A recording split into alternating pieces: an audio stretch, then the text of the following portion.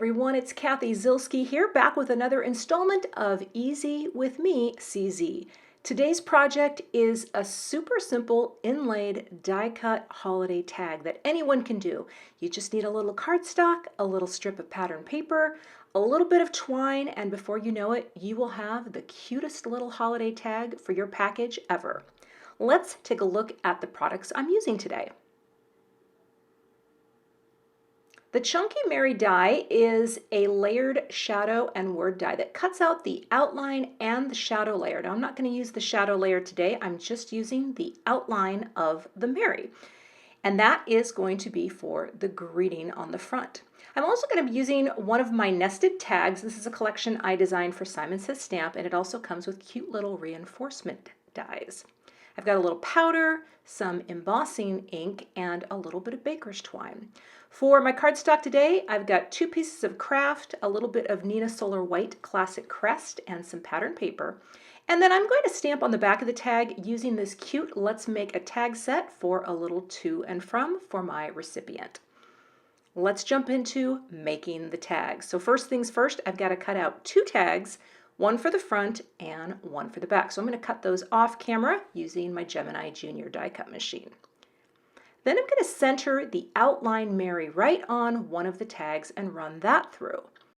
I'm going to pop out all of the insides, and I could save those for another tag project or card project. For my tag today, however, I just want that. All right. Next, I'm going to take just this little strip of pattern paper and cut it down so that it will fit behind perfectly. Now, this is a die that you can also inlay your pieces of different pattern paper. You just have to run it through several times, but I thought this is just an easy solution. Just back it with the pattern paper. You get all that background with one bang for your buck, so to speak. And what I'll do is add a little dot runner all around the cutout area, so that I can adhere my little strip of pattern paper to the back of the tag. And of course, this is all going to get sandwiched with the other side of the tag, so no one will see that piece. I'm always thinking. All right, had to trim it down just a tiny bit more, and I needed to bring this outline back in because as I put the glue down, I realized that I moved the little inlay parts for the E. So I just straightened those back out, pressed them down, and then lifted out that craft outline because I'm going to cut that out with white cardstock. I cut it out with the white, and I'm going to add some spray adhesive off camera to the back of that outline Mary. And then I'm going to pop it right into the opening. See, that just gives a nicer contrast than the craft would have. And now I just press it in gently and stick that in for that inlaid look. You could stack this up a few more times if you wanted to, just for a little raised dimension off your tag, but I wanted to keep it simple, so we're just going with one inlaid layer. Just gonna give that a nice press with my bone folder so it's nice and adhered, and then I will add the centers of the R's, add a little liquid glue, and just position those. I could have brought in the letters to get it perfect, but honestly, I feel like this is a pretty easy center of a letter to eyeball. Let's press that down, added the second one, and then I also saved the insides of the R's from the craft cardstock because I want that to help define the letters. And the last little piece, there's a tiny little triangle of craft that's going to go right in between the R's, again, to help define and separate the letters. So now it's all inlaid, easy to read, and it looks fantastic.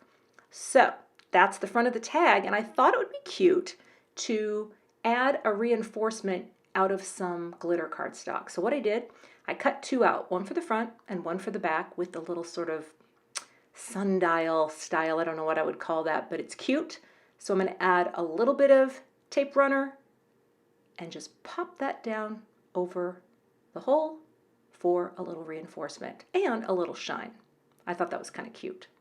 Now for the back of the tag. I'm going to add a to and a from, and then I thought I'd add May All Your Christmas Dreams Come True. So I'm getting those lined up. I'm going to use my MISTI today just so that I can get nice even pressure and have it be nice and straight. I'm going to pick it up with the MISTI door, powder up my tag with my embossing magic to remove static and oil, and then I'll ink up the stamps with the clear embossing ink and press that down. Nice even pressure. And now I'll just hold on to my little tag with the clothespin so that when I heat this up, my fingers are far away from the end of my heat tool. And I'll get that white powder on, let it sit, tap a little off. I missed a little on the C there. Figured I'd hit it again. And now we are ready for heat setting that powder. My heat tool is nice and hot, and I'll quickly melt the powder. And then I have my white embossed to, from, and little greeting at the bottom. Now it's time to adhere the two tag pieces together. So I'll add the dot runner to the back of the tag that I just embossed. And the nice thing too, this helps straighten it out. I didn't want to stamp and emboss while they were both together. But now I'll use my score buddy to quickly press one side of the tag into the corner and line that up just like that. And now I have almost finished my tag. The last piece is to add that little shiny reinforcement to the back side, and then I'm going to run through my twine. So popping that on. And I cut a long length of twine because I don't really know what kind of package this is going to go on, but I thought better to be safe than sorry, so I'll just run that through with lots left over. And that'll just give me options for when I'm ready to use this tag. But that's the finished project. I love the inlaid look. I love how sturdy this feels. And again, you could just grab a white Jelly Roll pen and write who it's to and who it's from on the back. And you have a very charming tag for your package. Who knows? Your recipient, they just might like the tag as much as they like the gift. Thanks again for watching, and I'll see you back here with another easy video soon.